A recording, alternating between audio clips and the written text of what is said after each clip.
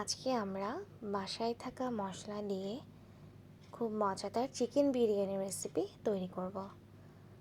আমি সবসময় চেষ্টা করি বাহিরে যে রাঁধুনি বিরিয়ানি মশলা অথবা এক্সিআই যে কোনো ব্র্যান্ডের মশলা ছাড়া আমি আমার এই বিরিয়ানিটা সবসময় বাসায় তৈরি করে থাকি এবং সবাই খুব ভালো রিভিউ করে। ফার্স্টে হচ্ছে এখানে আমার যেহেতু বেরেস্তা লাগবে তাই আগে বেশি পরিমাণ তেল দিয়ে বেরেস্তা করে নিচ্ছি। আর বেরেস্তাটা আপনারা একদম দাঁড়িয়ে থেকে করবেন, কারণ যখন হালকা ব্রাউন হয়ে আসে তখনই চেষ্টা করবেন চুলাটা অফ করে দেওয়ার, তাহলে বেরেস্তাটা একদম পারফেক্ট হয়। তারপর একই তেলে হচ্ছে আমি দারচিনি, এলাচ, তেজপাতা, আদা, রসুন এগুলো দিয়ে দিছি। তারপর দিয়ে দেওয়ার পর আমি এটাকে ভালো মতো একদম তেলে কষিয়ে নিব, তাহলে মশলার যে কাঁচা স্মেল সেটা আসলে আর থাকে না। একদম ভাজা ভাজা করে তারপর এর মধ্যে আমি একটা সবগুলো মশলা একসাথে রেডি করে নিয়েছি যাতে কোনোটা মিসিং না হয়। এখানে ছিল জায়ফল, জয়ত্রী, শাহি জিরা, গরম মশলা, ধনিয়া, জিরা, গোলমরিচ। গোলমরিচটা অবশ্যই চেষ্টা করবেন দেওয়ার। তারপর এটাকে দিয়ে, যেহেতু গুঁড়ো মশলা এগুলো একটু লেগে যেতে পারে, তাই আমি অল্প একটু পানি দিয়ে দিলাম। দেন এই মশলাটাকে খুব ভালো করে কষিয়ে নিতে হবে। আর বিরিয়ানির মেইন ইনগ্রিডিয়েন্টই হচ্ছে শাহি জিরা এবং জায়ফল, জয়ত্রী। এটা দিলে আসলে একদম অরিজিনাল যে ফ্লেভারটা সেটা চলে আসে। তারপর এখানে একদম এই যে তেলে মশলাটা কষানো হয়ে গেলে তখন বুঝতে হবে তেল উপরে উঠে আসে যখন।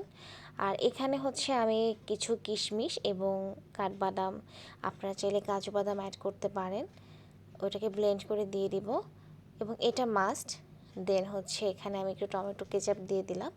আমার বাসায় প্যাকেট ছিল কিছু, বাসায় স্ন্যাক্স আনলে সেই স্ন্যাক্সের সাথে যেই টমেটো কেচাপগুলো দেওয়া হয় সেগুলোই দিয়ে দিলাম। তারপর এটাকে আরও কিছুক্ষণ একটু কষিয়ে নেব এবং মশলা যত ভালো করে কষা হবে রান্নার টেস্ট তত ভালো আসবে। আর আমি আজকে যেই টক দইটা ইউজ করব ওটাও মূলত বাসারই তৈরি করা ছিল। এখানে মশলাটা আপনারা যত ভালো করে কষাবেন সেখানে চিকেনটা মানে যখন আপনারা বিরিয়ানিটা রান্না করবেন স্মেলটা খুব ভালো আসবে। তারপর হচ্ছে আমি এখানে চিকেনটা অ্যাড করে দিলাম। চিকেন প্রায় 1 কেজির মতোই ছিল, সেই পরিমাণে আমি মশলাগুলো অ্যাড করেছিলাম।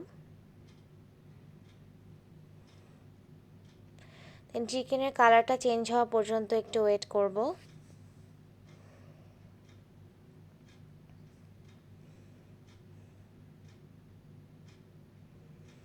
আমার এখানে চিকেনের কালারটা চেঞ্জ হয়ে গেলে একটু পানি ছাড়বে, এবং যেহেতু ব্রয়লার মুরগি ছিল সো সেই ক্ষেত্রে খুব বেশি পানি দেওয়ার প্রয়োজন হয় না।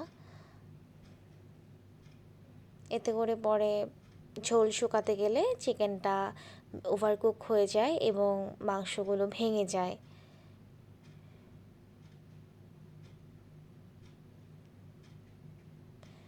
এখন এই যে আমার বাসায় বানানো যে টক দইটা সেটা দিয়ে দিলাম। আর টক দই ইউজ করলে আপনারা অবশ্যই মাস্ট চিনি ইউজ করবেন। আর এখানে আমি একটু কিছু পরিমাণ দুধ দিয়ে দিয়েছিলাম এবং পানি।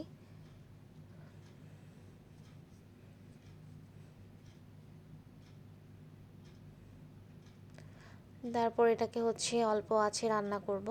এবং আমি সবসময় চেষ্টা করি বিরিয়ানির মাংসটা আগের দিন রাতে রান্না করে রাখার, এতে করে হচ্ছে মাংসের গায়ে মশলাটা খুব ভালো করে ঢুকে। এটা আমার পার্সোনাল চয়েস, আপনারা চাইলে ইনস্ট্যান্টও রান্না করে অ্যাড করতে পারেন।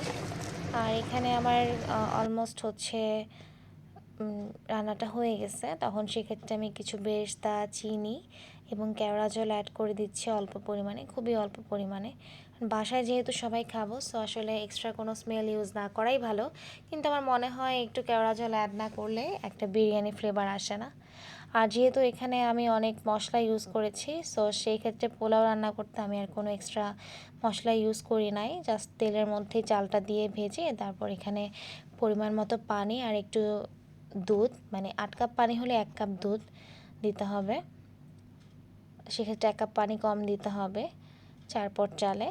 দেন হচ্ছে আমি একটু গাজর অ্যাড করেছি, আমার কাছে ভালো লাগে গাজর আর মটরশুঁটি এবং কাঁচামরিচ, আর অল্প একটু চিনি অ্যাড করে দিবেন। দেন হচ্ছে আমার যেই মাংসটা সেটা দিয়ে দিলাম, দিয়ে এখন খুব আলতোভাবে বিরিয়ানিটাকে রান্না করতে হবে, মানে নাড়াতে হবে এবং দমে দিয়ে রাখতে হবে। এই ক্ষেত্রে চালটা যদি একটু কম ফোটে দমে দিয়ে রাখলে এটা আস্তে আস্তে দমেই হয়ে যাবে। Thanks for watching.